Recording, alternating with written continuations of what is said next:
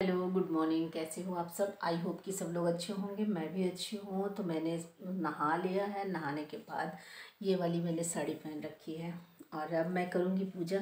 यहाँ पे श्रेया जो है पूजा कर रही है। तो लगभग लगभग इनका पूजा जो है ख़त्म हो चुका है और मैं ही बची हूँ। तो हस्बैंड तो सुबह सुबह ही कर लेते हैं पूजा। उनका सुबह सुबह हो जाता है तो वो फ्री हो जाते हैं और फ्री क्या, वो ऑफिस चले जाते हैं। तो सुबह मतलब मैं सुबह में क्या सोच रही थी, वो जब पूजा कर रहे थे तो जब उनका शंख बजता है तो आजकल ठंडक में आराम से सो के उठती हूँ और तो जब उनका शंख बजता है तब मैं सो के जगती हूँ। और उसके बाद आज मेरे साथ हुआ क्या कि मैंने शंख बजा, मैंने सोचा कि पूजा वो कर रहे हैं और वो हमसे कह रहे हैं कि आज ऑफिस शायद छुट्टी है, नहीं जाऊंगा। तो ऐसे मन में तब आता है जब हस्बैंड किसी दिन नागा कर लेते। कल बोले कि मैं अभी नहीं जाऊंगा, सुबह में मतलब नहीं जाऊंगा, फिर शाम को और दोपहर में जाऊंगा, मतलब हाफ डे है तो मैं दोपहर में जाऊंगा। और फिर पूरा दिन नहीं गए तो हम बस दिमाग में ये कि हाँ आज भी ऑफिस नहीं जाएंगे, तो बस आराम से सोना है तो सोना है। और क्योंकि इतनी ज़्यादा ठंड थी रात में तो ये लग रहा था कि इतनी रात में ठंड है। हम आपको बता दूँ शाम का 11 बजे बचा था जब हम लोग कैमरे में देखे और ठंड भी बहुत गजब की थी। इतनी ठंड थी कि पूछे ही नहीं। अरे हमको पता है श्रेया के लिए शाम को ही 11 बजते, हमको पता है सुबह में भी 11 बजता है।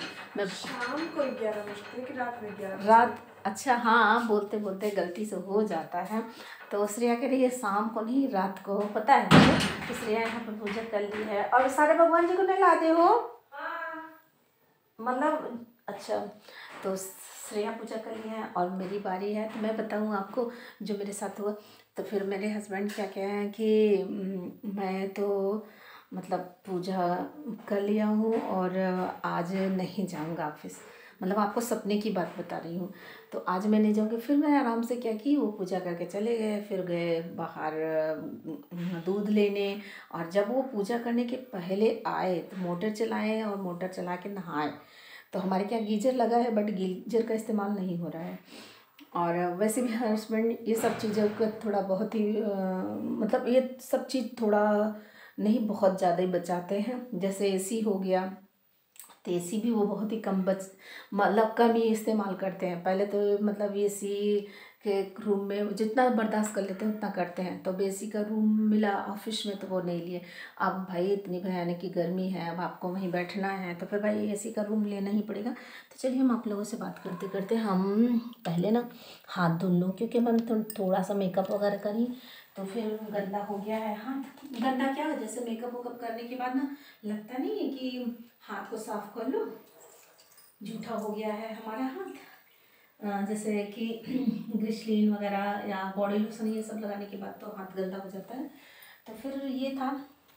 और हम अगर पूजा नहीं करेंगे ना, पूजा नहीं करेंगे तो ये देखिए पूजा नहीं करेंगे तो फिर हमारा क्या होगा कि हमारी बत्ती जो है जल जाएगी और फिर हम लेट हो जाएंगे। तो ये है हमारे भगवान जी। और फिर मैं आपको सपने की पूरी बात नहीं बताई।